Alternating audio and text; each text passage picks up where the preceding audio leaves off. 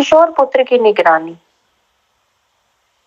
गुरुजी ने ज्योति के पुत्र को छात्रावास में रहने के लिए कहा। यह उसके लिए पहला अवसर था जब वह घर से दूर अकेला रह रहा था और अक्सर उदास हो जाता था।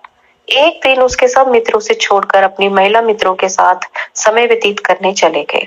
वह मन ही मन बहुत दुखी होता रहा कि उसकी कोई ऐसी मित्र नहीं है, इसमें कोई हानि तो नहीं है, केवल समय व्यतीत करने का अच्छा तरीका है। यह सोचते हुए वह सो गया। अचानक गुरुजी उसके स्वप्न में आए और उन्होंने उसे डांटा। भयभीत, पसीने में भीगा हुआ वह जागा तो 2 बजे थे। उठकर गुरुजी से प्रार्थना करने के पश्चात ही उसे ठीक से नींद आई। उसने जब यह प्रसंग ज्योति को बताया तो वह आश्वस्त हुई कि गुरुजी पुत्र का ध्यान रख रहे हैं। ज्योति कहती है कि गुरुजी की शरण में आने के बाद कुछ सोचने की आवश्यकता नहीं है, लेकिन किंतु परंतु के बारे में भूलकर अपने मन से समर्पित करना ही पर्याप्त है। हम उनके पास दीर्घकालिक रोगी की भांति आते हैं और वह सब समस्याएं, कष्ट और हित दूर कर देते हैं। गुरुजी की पद्धतियों को समझना संभव नहीं है। उनके आशीर्वाद अक्सर अप्रत्यक्ष होते हैं।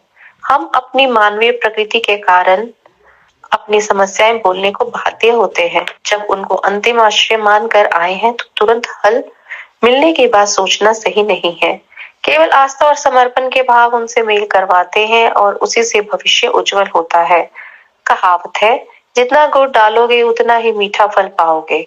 भक्तों को इतनी ऊर्जा मिलती है कि कोई उनको हानि नहीं पहुंचा सकता है। श्रीमती ज्योति वर्मा, गाजियाबाद द्वारा कथित। पति के जीवन दाता। गुरुजी से 2000 में मिलने के बाद मैं अपने आप को अत्यंत भाग्यशाली और सम्मानित मानती आई हूँ। उस समय से हर प्रकार से गुरुजी ने हमारे समस्त परिवार पर अपनी दया दृष्टि बनाई हुई है। मेरे पति दीपक अपने भाई अरुण के साथ गुरुजी को ऐसे दिन मिले जो संगत का नहीं था। अरुण को एक ऐसी समस्या थी जिसका हल तुरंत चाहिए था। उसके घर में किसी काम करने वाले की बेटी की गांव में दुर्घटना हो गई थी और चिकित्सकों ने अंग छेद की सलाह दी थी। गुरुजी घर पर ही थे और वह दोनों उनके दर्शन करने में सौभाग्यशाली रहे थे। उनकी दया से उसका पैर बच गया। जब वह वहां पर थे, गुरुजी ने दीपक को मुझे उनके पास लाने के लिए कहा। पहले तो मैं उनके पास जाने के लिए अनिच्छुक थी, यद्यपि मेरी धार्मिक प्रवृत्ति है। मैं नश्वर ईश्वर में विश्वास नहीं रखती थी। तत्पश्चात मेरे मन में आया कि उन्होंने मेरी देवरानी के कंपवात रोग में उसकी सहायता करी थी, अतः ऐसे व्यवहार से असभ्यता होगी। मुझे देखते ही गुरुजी ने कहा, कैलाश, खन्ना दी कुड़ी। और मैं आश्चर्यचकित थी, क्योंकि किसी भी तरह उन्हें मेरे स्वर्गीय पिता का नाम नहीं पता होना चाहिए था। उन्होंने मुझे अपना एक चित्र देकर संगत में आते रहने के लिए कहा। वह चित्र मैंने अपने पूजा स्थल पर रख दिया। अगले दिन प्रातः उठने पर मैंने देखा कि वह गिरा हुआ था और सिंदूर की डिबिया के समीप सिंदूर की एक ढेरी बनी हुई थी। तथापि वह डिबिया सीधी ही थी। पूजा के कमरे में कोई प्रवेश नहीं कर सकता था। मैं उलझन में थी। बाद में सोचने पर विचार आया कि गुरुजी ही घर आए होंगे। बुनने की सिलाइयां निकली। एक अवसर पर गुरुजी ने हमें तीव्र मनोव्यथा से बचाया। हमारे छोटे बेटे विनायक का विवाह हो रहा था। महिला संगीत के दिन सुबह से ही दूर दूर से संबंधी आने लगे थे। अचानक मुझे अपने पति की चीख सुनाई थी। उनकी बीमार माँ अचानक मरनासन हो गई थी। पहले मैंने भागकर गुरुजी के चित्र के सामने उनको स्वस्थ करने के लिए प्रार्थना करी। फिर जैसे ही मैं उनके कमरे में गई तो माँ ने करवट ली और उठकर बैठ गई। उनका स्वास्थ्य इतना अच्छा हो गया कि वे विवाह के समस्त कार्यक्रमों में भाग ले सके, जैसी उनकी हार्दिक इच्छा रही थी। एक अन्य अवसर पर गुरुजी ने हमारे ऊपर दया करी और इसके लिए हम उनके अति आभारी हैं। उन्होंने हमें जुड़वा पोते दिए। मेरे बड़े पुत्र राजनाथ और उसकी पत्नी मोइरा के विवाह को 5 वर्ष हो चले थे और यद्यपि हम पोता ही चाहते थे, उन दोनों को कोई जल्दी नहीं थी। दोनों अमेरिका में कार्यरत थे, जहां पर कोई पारिवारिक सहारा नहीं होता और उनके पास अपने निजी कार्यों के कारण समय की कमी रहती थी। मुझे भय था कि वह संतान के लिए प्रयास ही ना करें। एक दिन हमने गुरुजी से प्रश्न किया कि उनके संतान कब होगी।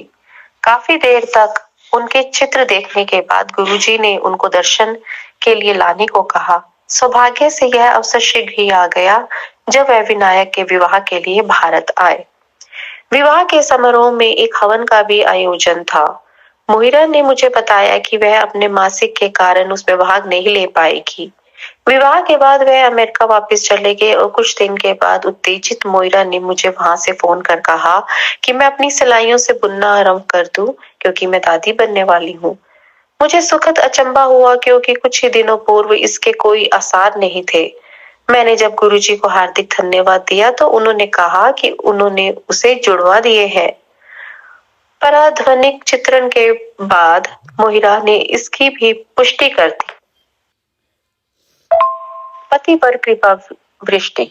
मेरे पति दीपक के पैर में एक घाव था जो बढ़ते बढ़ते सड़ने को होने लगा था और उनको चिकित्सालय में रहना पड़ रहा था। उपचार से वह ठीक होने लगा और अपने टखने में पट्टी बांधे हुए वह घर आ गए। अगले दिन प्रातः उठने पर देखा कि बिस्तरे पर बिछी हुई चादर ताजे रक्त में सनी हुई थी।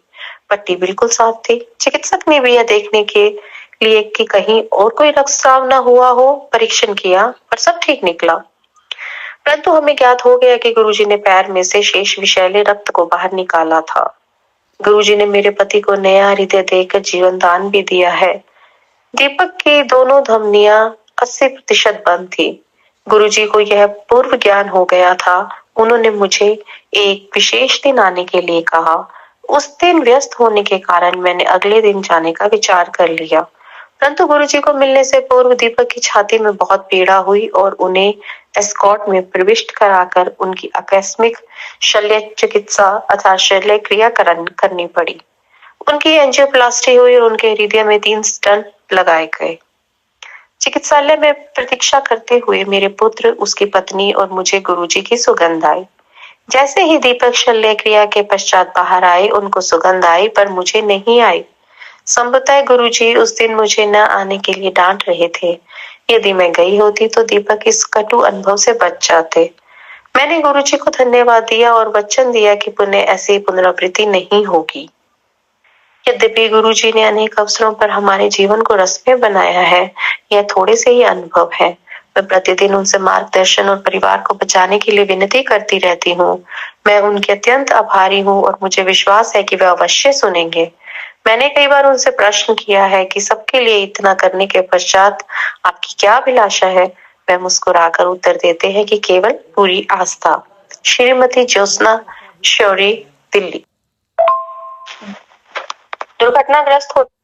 जय गुरु जी, शुक्राना गुरु संगत जी। आप भी आज दिव्या आभा में किस तरह गुरु जी ने उन्हें ब्लेस किया, किस डबल बेबी ब्लेस किया, किस तरह उनकी बीमारी को ख़त्म किया। क्योंकि संगत जी कुछ ऐसी बीमारी होती है जिनका पता डॉक्टरों के पास नहीं है, वो सिर्फ गुरु जी के पास ही मिलता है। तो इसलिए मैं आपके साथ दिव्या आभा की चीज़ें शेयर कर रहा हूँ जो गुरु जी ने अपने फिजिकल फॉर्म में के प्रेजेंस के अंदर सब कुछ किया। तो आप इग्नोर मत कीजिए, एंड तक जरूर सुनिए। जय गुरु जी।